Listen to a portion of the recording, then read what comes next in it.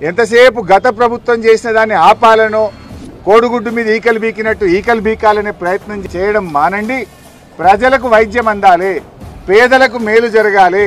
2000 పడకల super speciality ఆసుపత్రి వరంగల్లో వస్తే ఎంతో మంది పేద ప్రజలకు ఉచితంగా గుండె శస్త్రచికిత్సలు, కిడ్నీ శస్త్రచికిత్సలు, లివర్ మార్పిడీలు కావచ్చు, అన్ని రకాల వైద్యం, ముఖ్యంగా క్యాన్సర్ బారిన చాలా మంది ఇబ్బంది పడి వేల లక్షల రూపాయల అప్పుల పాలైతా ఉన్నారు.